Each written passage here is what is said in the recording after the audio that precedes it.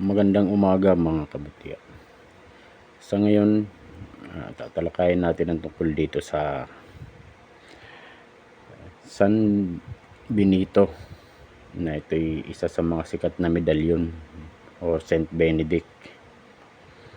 Sa mga baguang nagpatangan nito, kailangan nyo muna itong debosyonan sa loob ng 49 days. Umpisahan nyo ito sa unang biyernes ng buwan. Halimbawa sa December, sa unang biyernes ng December kayo mag-uumpisa magdebosyon ito.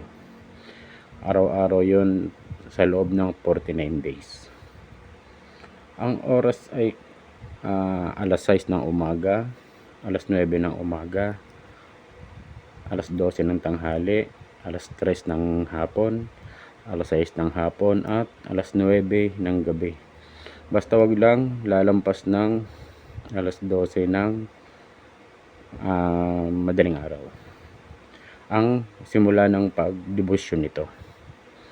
Ibig sabihin, kahit na anong oras, basta yung oras na yon, yung 6, 9, 12, 3, 6, 9 ganon, kahit na anong oras kayo mag-umpisa noon, basta biyernes ng unang buwan,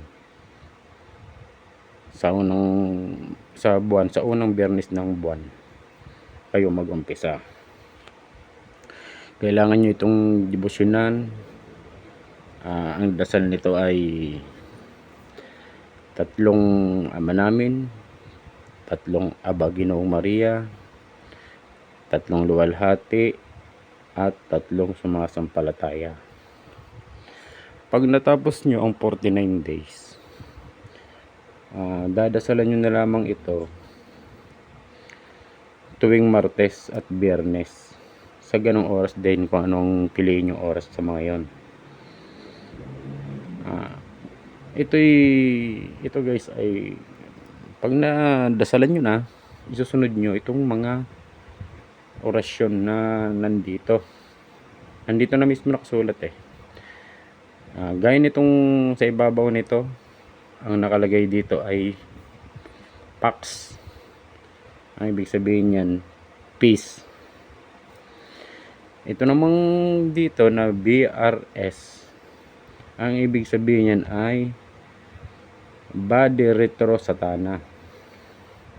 Itong NSML na nandito, ang ibig sabihin MSMB, ang ibig sabihin nito ay Nunquam Suadim Mehe Bana.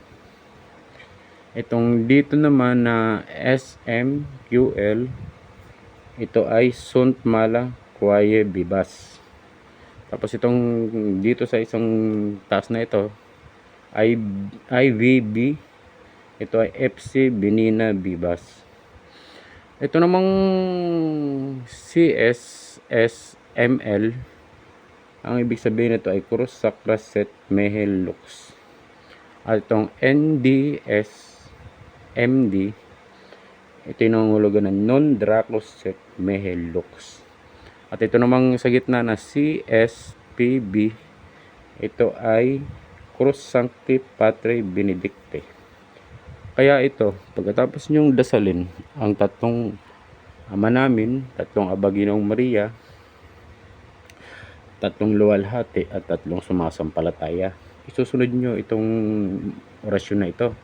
Bali, pagdudugtong-dugtungin nyo na ito, itong mga orasyon na nandito na mga sinabi ko. Bali, ganito ang magiging ano nyan. Cruz Sacra Set Mehe Lux, Nun Dracos Set Mehe Lux, Body Retro Satana, Nunquam Suade Mehe Bana, Sunt Mala Quaye Bibas, FC Benina Bibas. Ito yung gagawin nyo sa loob ng 49 days, araw-araw yon. Pag napagana nyo na ito, kailangan nyo ring pabasbasan sa simbahan o kaya sa mga tunay na antingero para talagang buhay yung inyong medalyon. Lalo na kung baguhan kayong gumagamit ito. Ganun ang paggamit at pagdebosyon ng San Benito. Yung San Benito ay pangkalahatang proteksyon. Lalo na sa mga masamang elemento, sa masamang tangka, kulam, barang, palipad hangin, at sa lason. Ito ay napakagandang gamit. Sa mga nagtatangan nito at sa gustong magtangan nito, kailangan po alam nyo ang lahat ng mga meaning ng mga nandito na nakasulat. Yan po. Ito ang medalyong San Benito. Masyadong lumalakas lang ito pera pa sa kanyang mga orasyon at sa mismong medalyon. Dahil gaya nito, ito ay nabubuksan. Ito ay may mga mutya pang ibang laman. Maraming laman ito. Kaya